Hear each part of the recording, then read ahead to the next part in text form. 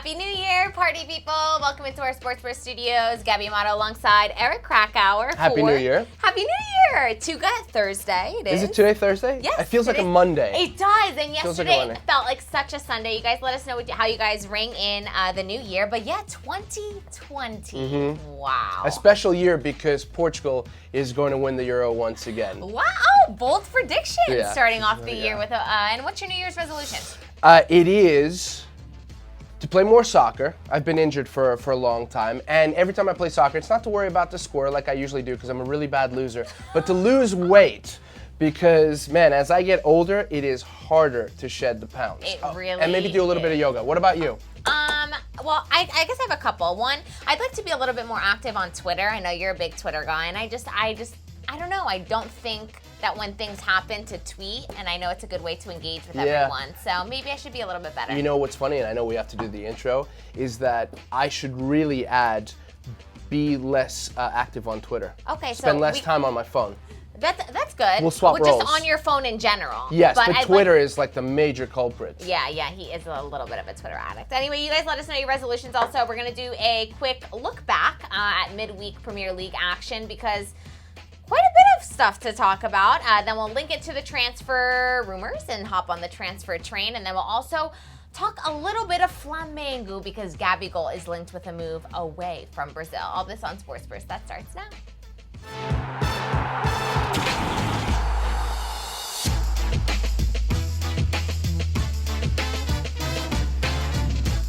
All right, I want to begin with what you guys are saying in the comment section. Pavon Gray, hello and Happy New Year, Sports Burst. All the best for 2020. Thank you, Pavon. you too. You're the best. Gabrielle Pessoa, Happy New Year. Jude Patrick Alexis, Happy New Year to all. Ryan Moran saying, you're back. Happy to see your faces. Ryan, you're back. We're happy to read your comment, not see your face. But Kevin Holder saying Happy New Year also. And Mo Sadi with a shout out to Eric saying, hello, soccer heads. What's up, dude? Year. What's up, everybody? Yes, happy to have you with us. Back in 2020, and let's begin with Umtiti, who was a spectator yesterday for the Arsenal-Manchester United match. For those of you that aren't keeping up with the transfer rumors over this extended winter break, he is linked with maybe a move away from the Camp Nou, maybe to Arsenal. So interesting that he was watching. Yeah, very interesting. And apparently, Sen Leahy, who's the head of football at Arsenal, is trying to lure Umtiti to Arsenal, and I think that's a great thing. Look, it's no secret that Arsenal are in desperate need of a center back, and Umtiti is one of the three top targets. The other one is Daniele Rugani, who I love, and Upamecano, who is at Leipzig, although Leipzig have said that he's going nowhere. The 21-year-old is considered one of the best young center backs right now in the world. I think this would be fantastic, first and foremost, because Arsenal is missing a left-footed center back, so I think that's important. We know that David Luiz is prone to a lot of mistakes, although I think we've seen improved performances with Arteta. Absolutely, across the board, really. Yeah, for sure. And Arteta, like Antonio Conte, a guy who's very hands-on, and Antonio Conte got a lot out of David Luiz, especially when he was playing with three at the back. Umtiti just seems to fit the mold of the kind of player that Arsenal would go after, and Sen Leahy, let's not forget, was a Barcelona board member, so he's got those relationships, and this could really happen. Flipping gears, though, would it be a mistake for Barcelona to let Umtiti go? I think so.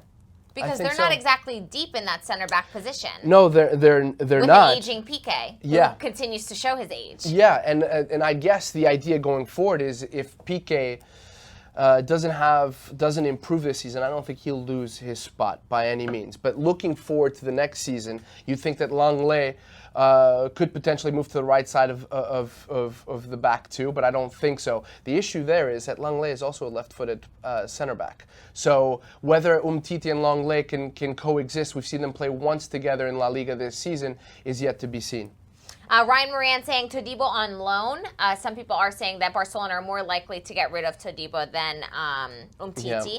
Umtiti, who is better than Langley to Arsenal, and someone else in our comment section saying, why does Ernesto Valverde seem inclined to pick Langley over Umtiti? We have to remember, guys, Umtiti has been very injury-prone this season. He has been, and there's been some friction, which we've talked about after the World Cup because of his injury and all that stuff. Right. I think Langley has been very good for Barcelona. I actually think he's corrected a lot of Gerard Piqué's mistakes this season. So the fact that this guy doesn't get enough love is really strange to me. Mossadi saying, don't you guys think that Barca always make bad decisions during the transfer windows when it comes to the back line? Well, they brought in Umtiti, which was a big thing. They brought in the kid from Toulouse, Todibo, who there were a lot of high hopes for, but obviously he's not ready to slot into the 11. I'm trying to think. I mean, they got rid of Dean. Well, they kind of still don't have a backup for Jordi Alba. Yeah. They've Well, they brought in Firpo, right? And Firpo is obviously not the player. The guy who should have stayed there is the guy I just mentioned, Dean, who went to Everton, who's a very good left back, but he never got the opportunities, and that's why he left. Yes, a backup for Jordi Alba, I think you're absolutely right, is essential. And kind of a lost cause. It's been an unsuccessful mission for them because he's so seemingly irreplaceable. Right, it's like replacing Dani Alves on the right-hand side. Absolutely. Sergio Roberto has done a fine job playing out of position there, but obviously not adding what Dani Alves did. And we know that Nelsinho Semedo has not been the player that a lot of people expected him to be when he was bought for Benfica. So I'm not sure if it's bad purchases. I just think that at the level that Barcelona should be playing, it's very difficult to find players to slot into a backline who are comfortable in possession like that and who are also very good defenders. And speaking of bad decisions, interestingly enough, our very own Jamie Easton has broken down the numbers, and Barcelona have to somehow, some way, pick up $138 million over the next 2 transfer windows in order to break even. Yeah. So they have to hit the market and sell, not buy, because let's not forget that they've made high ticket purchases over the last couple of windows. So 138 mil. Who are they going to offload, if not in January, over the summer window? Well, we're going to talk. One of the guys was Rakitic, yeah, right? we can jump right into it. Lots of market. Arturo Vidal, there was a lot of talk just before the Clásico because he found out that he wasn't going to be in the 11 and he stormed off of the practice pitch and there was a suggestion that this was it, that a move to Inter was imminent, reunited with Antonio Conte, for whom he played at Juve, but now Barcelona are saying that he's not going anywhere. Right. The latest is that they will not sell Vidal, at least in the January window. Who knows what'll happen over the summer? Obviously, things change over the next 6 months or so, but that he will not be sold. Yeah, I think. And he's a fan favorite, though. Yeah, he is. When we do this show and we talk about starting 11s and we talk about Barcelona needing a little bit more grit or pace in midfield, this is the guy that they want to see. Yeah, I think he's a great option off the bench. Look, for me, this is a guy, the fact that we're on 2020, there's been a lot of looking back over the last decade. Right. And I don't think there are many players in world football who have been as impactful and as good as Arturo Vidal in that box-to-box center midfield role. Right. And so wouldn't they be silly to let him go? I think so. In January, perhaps, he's getting older, bring in new blood, but certainly not in January. But the problem is, if you leave it to the end, if you leave it to January, there's a lot of pressure to get rid of players, just as there was this past summer, and they weren't able to move anybody. Interestingly enough, when we talk about Arturo Vidal and how stacked Barcelona may be options-wise in midfield, but then when you break it down, they really don't have that many options because someone like Artur has been snowboarding while injured. Yeah, that's the latest. So much for that groin problem.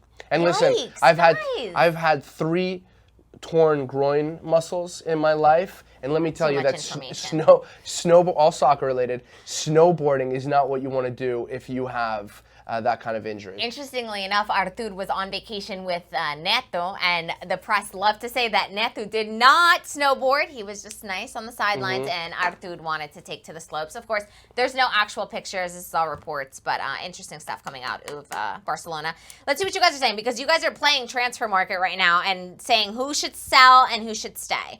Who should be sold and who should stay. Gabriel Pessoa, sell Dembele, Vidal, Rakitic, Firpo. Well, honestly, if you sell Dembele for a reasonable price you're never going to get your money back, but you sell him for 90, 100. I don't even think he'll get that. Really? He's so young, though. Yeah, but he's injury prone. Injury prone. He's got baggage. He had issues at the end of that relationship with Dortmund when he wanted out. He burned a lot of bridges there. You don't think he'll get 90? I don't think he'll get 90. Wow. I don't think he'll get 90. So Barca won't sell him for less than 90. They'd be silly to do so. Well, it depends. If they really need to put money in their coffers, they have no choice. And I'm not sure if he's the guy going forward exactly because of his injuries. Right. And look, I like him. Problems. I think he's a very good player, but he's been a headache for the team. You guys let us know how much you think Dembele should sell for in this window, because that's an And interesting Rakitic will go at the end of the season point. too. Oh, absolutely. That's an I think Gabe undisputed one. is spot on. Even though for me, he should be in the starting 11 for Barcelona week in and week out in La Liga this season. Wow. Jorge Wolf Hurtado saying Suarez, Vidal, and Rakitic all probably will be out. Suarez. Why as Suarez? long as Messi is still on that team and Suarez can still stand up, Suarez will play alongside Messi. Interesting. I agree that they need a backup number 9. They need to go to the market and get someone to eventually replace Suarez. Yeah, but who's that guy? I mean, who's that guy? Lautaro Martinez. He's not leaving Inter. He's not. He's got a contract until 2023, and contracts Barcelona mean absolutely yeah, nothing but Barcelona, these days. we're talking about the fact that Barcelona needed money. How are they gonna pay for this guy? He's gonna command wherever he goes. If he continues playing at this level, he'll command close to 200 million. Who knows? Maybe 500, 600 million, because we don't know where we'll be 2 years from now when it comes to transfer market ridiculous sale prices. Emradir Bahati saying sell Dembele and make around 70, 80 mil. That's all. You're not making, you're losing, because you paid double for him a couple years ago. Every injury takes 10 million away. Yeah, you know what? Down to nothing. And you know what? Well, let's check with Transfer Market, because they're the experts when it comes to what his value at the moment. Well, how much you lose in terms of transfer value if you are consistently injured. So that's actually a very interesting take. Lorena Rivas, hopefully Coutinho gets bought by Bayern. A lot of people talking about Coutinho. The only thing is that Barcelona are going to want a high price tag for him too. They are, and Barcelona, we saw them do this with James Rodriguez. They kept him for 2 years and then did not want to buy him. Yeah, Bayern, yeah. So I think they're probably going to do the same thing with Coutinho. Why buy when you can get the same thing in a loan deal and just move on to the next one? In his prime years as well. Smart business by Bayern. Let's move on. We talk about Barcelona, so let's get talking about Real Madrid, because I know you guys want to get there. We're going to skip over a little bit of Premier League, but maybe we'll get back to Mourinho if we have time, because we're we definitely have to go back to Mourinho. Can I just say, let's go to Mourinho. Can I just say something about the? It's Eric's world. We're all just living in it. Well, because he made some very good comments. All right, and by the way, Mourinho. just real quick. Yeah.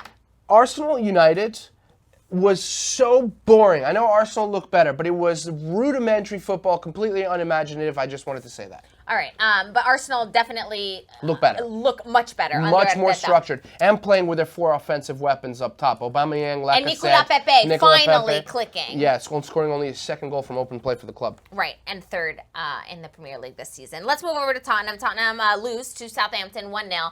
But the real talk of the town was Mourinho after the match. He picked up a yellow for peering into the Southampton goalkeeper's notes. He admitted in a post-match interview that, he was rude, but he was, quote, rude to an idiot. Mourinho's back, baby. Yeah, and you know what I tweeted? The veneer is shattered, right? That whole look of the new Mourinho, the really nice guy, that persona that he wanted to build so badly that he hired a PR firm, is gone. He did. It's gone, just like that. Not only in that moment, where he not only was peering over notes, but also suggesting something, probably insulting to the goalkeeper. Hilarious moment. It was funny. And when I saw it on camera, I was like, I can't believe he's doing this. Yeah. And then to say in the press conference afterwards, to say, yes, I was rude and I deserved the yellow, but I was rude to an idiot. Yeah. This is exactly... It was in the one-on-one in the mix zone. Or the one-on-one. This is, and then I think he repeated it afterwards. Oh, maybe he repeated it. So he doubled down. I'm not sure you're Daniel Levy and you want this. You want the new and improved Mourinho, but because losses are stacking up. It's a 2nd or 3rd loss, but they're conceding goals every week. He's unhappy, and unhappy Mourinho shows his real identity, and his real identity is just something that people don't want to have to deal with. You guys are hilarious. We some Tapa saying Mourinho never will change. Absolutely. Lorena Rivas, I'm laughing, but this is actually really sad. Give Mo a break. He's still grieving. He did lose his dog a couple days ago. So I know, rest it is in very peace, sad. Mourinho's dog. But back to more inappropriate comments, or maybe the old Mourinho coming into 2020 with flying colors. New Year's resolution, back to who I was. Is his criticism of Ndombele. And that we've seen in the past him throw players under the bus. Interesting because, so he says that he's always injured, that he's not sure if he's going to play because he'll train well and then he's injured and then he's not and then he's injured. And an interesting story from John Terry back in the day when John Terry played under Mourinho is that when he was injured, that Mourinho would walk by the injured players getting some kind of treatment and wouldn't even say hello to them. Like they were like dead rubber to him. And that he would just go and ask the physio how long. Sounds like my soccer coach in college. So you played under Mourinho, is what you're insinuating. No, because this guy had no talent. Okay. But the other guy had no talent. Yeah, not Mourinho. Oh my God! I thought no. I would need my button again. Are we surprised that this is who he is? Right. Look, this is who he's always been. I said when he was signed by Tottenham, I said very clearly that this is a guy who can actually help Tottenham if he's in the right state of mind, if he can go there, given a little bit of authority in terms of how he rebuilds his team. He got a new contract for Alderweireld, who got burned in the goal really badly, but still very good center back. But when things go wrong for Mourinho, we know that he starts lashing out. And what he says about Ndombele, yes, he's been injured. He also says he's also a little bit afraid because of his injury, meaning afraid to get hit or whatnot. But don't say that. Stop making this public, and he is the big transfer of the summer. And by the way, a player who was also on the radar, on Real Madrid's radar, and one of the best center mids, I think, last year in Ligue 1. So Mourinho, he's doing everything the wrong way once again. This is the beginning of the end, and we've just started. Oh, good. I don't think it's quite the beginning of the end. No, it isn't. I was exaggerating there. I roll. Danny Franco with my favorite comment of the show so far. I've always said that Mourinho is the Dr. House of soccer. ... I love him. A million exclamation points. That is so accurate. Yeah, for all of you that watch House, Mourinho is Dr. House. Yeah, except at the end of every episode, Dr. House fixed a major problem, and very often Mourinho doesn't. He creates the problem. Well, he also won a Europa League with Manchester United. No, he did. An abysmal team. I was the first one to say. An abysmal upper staff. Well, abysmal may be a little bit strong, Gab. Sporting is abysmal. True. But yes, I was the first one to say here that what he did with Manchester United, especially looking through the lens of the and Solskjaer, what he did with Real Madrid, beating Pep Guardiola's Barcelona at their prime. Yes, there is no denying that Mourinho is a fantastic coach. But his mouth has always gotten in the way, and when results aren't there, the mouth gets him into even more trouble.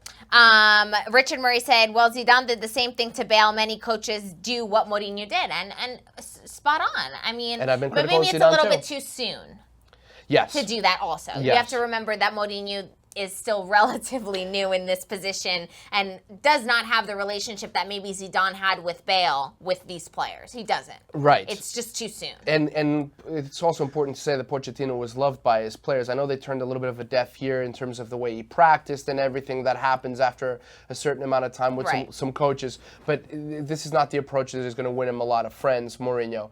But having said that, I think that he will, coming into this new year, 2020, he will stabilize that club, and they'll end up in the top 4. They have enough talent to do so. The question is what happens with Christian Eriksen and whether he'll be sold off. Another topic on our transfer train. But I do want to end the Mourinho talk really quickly with his VAR versus VR comments. He said that VAR should not be called VAR, it should be called VR because it's the video referee, not the video assistant referee. Yeah, I think he's right. And he's right. Yeah, I think he's right.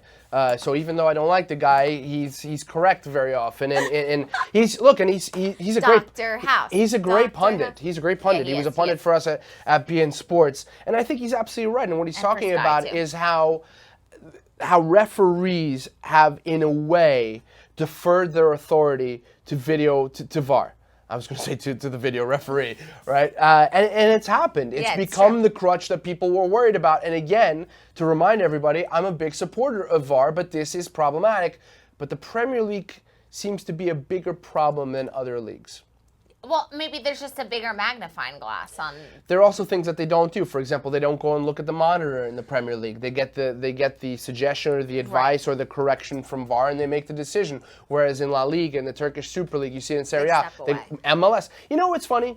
MLS has had VAR, and you haven't heard much controversy about this. And I know that we don't have that magnifying glass that you were just talking about. And I think that plays a large role. Of course it does. It absolutely does. But we haven't seen a lot of complaints about the way that MLS is used, VAR is used in MLS, and that's because they've gotten it done pretty well. Interesting point. We're going to move on. We're going to talk about Real Madrid transfers because a lot of you are commenting in the comment section. Speaking of Eriksen may be a potential one. I don't think in the January window, but maybe in the summer. Eriksen was heavily linked with Real Madrid. Well, I think Tottenham will do whatever they can to move him in January because he's at the end of the contract and they want to get that money. some money for him. There were some rumors that there could be an exchange for Gareth Bale. I think Tottenham could use Gareth Bale. I'm not sure. I love Christian Eriksen. He's one of my favorite players. I'm not sure, though, with the advent of Fede Valverde, and they're different players, right? And the system that Zidane uses, that Eriksen is what Real Madrid need. However, one caveat to that is, if he doesn't count on Isco, and that is saying something considering that he started in the Clásico, but if he doesn't count on Isco, Eriksen could slot into that position in a diamond 4-4-2 formation in the midfield, with Valverde and Toni Kroos behind him. So that's a possibility. Is he Real Madrid quality? Absolutely. Is he the player that they need? I'm not so sure. Most Heidi saying, do you think Madrid truly needs a new signing, or maybe Zidane should give a chance to Mariano? Mo. He's going back to we're Lyon. Speechless. Mariano is not Real Madrid caliber. No more. No, he's not. Franklin Borja, how is Mourinho going to end Spurs? He's a hashtag Mourinho supporter. Someone else commented about James, which is where I wanted to go with the conversation. James, heavily linked with a move out of the Santiago Bernabeu. Where that destination is to be determined. He was heavily linked with a move to Carlo Ancelotti's Napoli that didn't come to fruition. Now Carlo Ancelotti has moved to Everton and the rumors have reemerged. I think it would be a great fit. Yes, he was with Ancelotti at Real Madrid, and he brought him to Bayern, and then he was sacked at Bayern, and James Rodriguez lost a little bit of his protagonism at the club. I just don't think that is what Everton needs right now. They don't need that creative player. They've got somebody like Gylfi Sigurdsson who plays in that position. The position that Everton needs, or the hole that they need to fill, is to get another center back to play alongside Yerry Mina. And even Yerry Mina, I don't think has been that good. So it just seems silly to me to pay those sorts of wages for James Rodriguez. A luxury player in a team that needs more defensive solidity. Jean Kiel saying, I don't see Eriksen doing well at Madrid. To be honest, I don't quite see it either. I'm not sure why. But why? Because of quality or just positioning? Because I just don't think Zinedine Zidane would use him. I mean, I feel like there's already so many question marks as to who Zinedine Zidane will start on a week in and week out basis because they have so many options in that midfield. I just don't know. Listen, that's the question. Where would he fit in? But if he played, there's no denying that he's a great player. In fact, one of the things that has haunted Mourinho this season is that Tottenham have not played well unless Eriksen's been on the field. And very often he's been on the bench. He comes in and he can change the game around. Right. So, and that's not a good thing for a manager who wants to offload this player and doesn't want to depend on him. Some of you talking about Sadio Mane. Sadio Mane always linked with a move to Real Madrid. Percentage of that happening in the January transfer window? 0%. But in the summer? Percent of that happening in the summer? I'm going to go 70%. Wow. I'm going to go 70%, and for two main reasons. Number one, when Liverpool win the Premier League, he will have won everything with Liverpool. That's a good time to move on. Mm-hmm. Do you know where he didn't end up this season? In the top 3 in the Ballon d'Or. If he went to Real Madrid and was able to replicate the seasons that he's had for Liverpool, I can't guarantee that he'd be in the top 3, but with the PR machine that Real Madrid have, he would be thereabouts, and I think his name would be mentioned a lot more often. That could be the kind of thing that would attract somebody of his quality to Real Madrid, and he's exactly the kind of player that Real Madrid would do well with. Wow, Eric Krakauer giving that one a 70%. We will wait and see, but again, for all of you hoping that this will happen now, no shot. Plus, it's warmer. Yeah. Emre Bahati saying James to AC Milan with Zlatan. And let's talk about Zlatan. Zlatan touchdown in Milan today. He is expected to be presented and give a press conference tomorrow as AC Milan's newest player. There he is, waving to the people. Hey, Zlatan. High five. AC Milan, 11th place on the table. Yeah. I mean, Inter sit top with 42 points. They have 21, 50% of the points. Is this the man that's going to solve this crisis? I don't think so. But I will say this. When you bring in a guy like Zlatan, the way Tottenham brings in a guy like Mourinho, a guy who brings a respectability, who's been there, who has done that. Zlatan will bring the gravitas, he will bring the confidence and the expectation that things will need to be better. What became very clear when he was in MLS was that when players weren't playing well enough in the Galaxy, he would put them on blast. It caused a little bit of friction with some players. You know, he said he was the Ferrari among Fiats, and he was talking about some of his teammates, make no mistake about it.